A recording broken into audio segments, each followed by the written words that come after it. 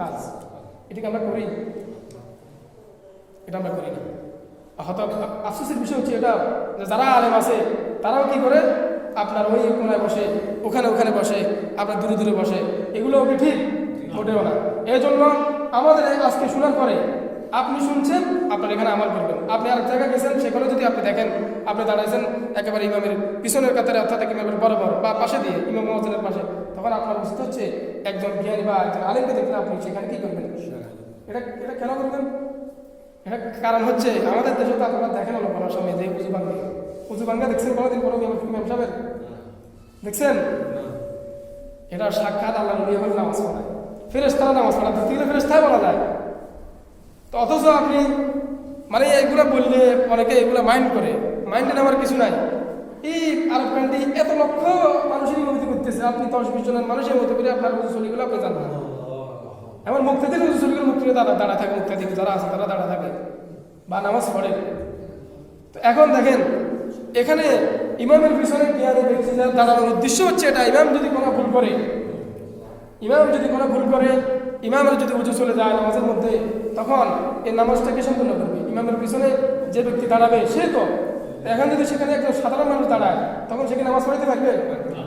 তাহলে এটাও শুনছেন আপনি আজকে যে মুক্তাদির পরস্পরের একটা কাজ হচ্ছে, কর্তব্য হচ্ছে, দায়িত্ব হচ্ছে, কোনো জ্ঞানীকে দেখলে আপনি ইমামের পাশে দাঁড়াতে আপনি তাকে কি করতে হবে? সহযোগিতা করতে ডাকবেন, বা এখানে আপনি আসেন, আপনি এখানে আসেন, এখানে দাঁড়ানো আপনার কি হক, আপনার দায়িত্ব, এখানে দাঁড়ানো আপনার এটা কি মানা সাজে দরকার, এটা দরকার।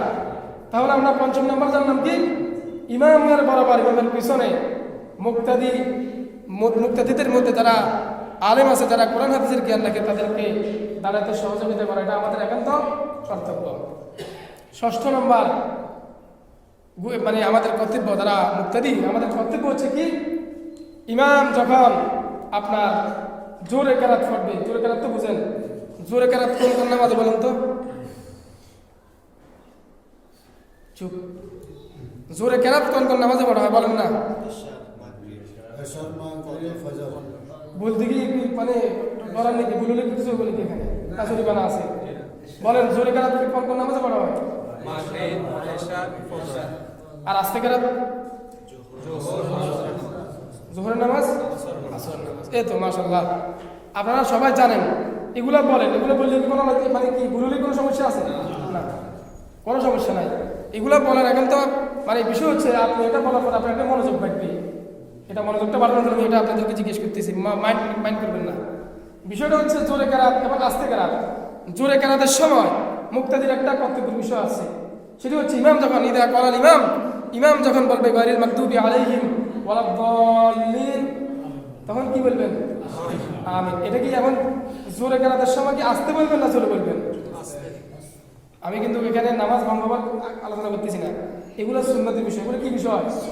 এবং এগুলো সৌন্দর্যের বিষয়। একটা হাদিস আছে স্পষ্ট যে ইহুদিরা মুসলিমদের 2টা জিনিসকে ভয় পায়, তার মধ্যে একটা বিষয় হচ্ছে যখন তোমরা নামাজের মধ্যে জোরে আমিন বলো, তখন তারা এটাকে খুবই ঘৃণা করে, খুবই এটাকে তাচ্ছিল্য করে, অপমানজনকভাবে দেখে। কারা?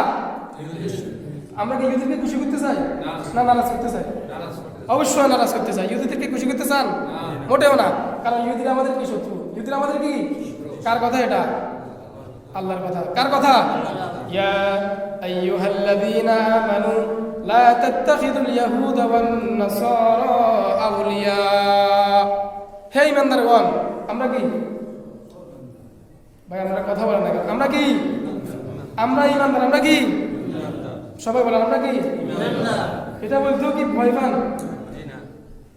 এখানে ঈমানদারদের কালা বলতেছেন লা তাত্তাখিযু, তোমরা গ্রহণ করবে না ইয়াহুদা, এখানে স্পষ্ট করে বলতে ইহুদিদেরকে, ওয়ান নাসারা এবং খ্রিস্টানদেরকে, আউলিয়া বন্ধু হিসাবে। কি হিসাবে? বন্ধু হিসাবে। তাহলে তারা আমার বন্ধু হতে পারে? তারা আমাদের বন্ধু হতে পারে? তারা আমাদের শত্রু। তারা আমাদের কি? তবে হ্যাঁ, আমাদের এলাকাতে বসবাস করতেছে, বিনা কারণে তাদেরকে আঘাত করা যাবে? অন্যায়ভাবে কাউকে আঘাত করার বিধান ইসলাম আপনাকে দেয় নাই। তো এই জন্য 6 নম্বর যে বিষয়টা মুক্তাদির, সেটা কি বলছিলাম, যখন ইমাম সাহেব বলবে গায়রিল মাগদুবি আলাইহিম ওয়ালাদ-দাল্লিন, তখন মুক্তাদির করণীয় বিষয় কি? আমিন। এখন আমিন কি পড়াই ফেলবেন না আস্তে বলবেন না ভিডিও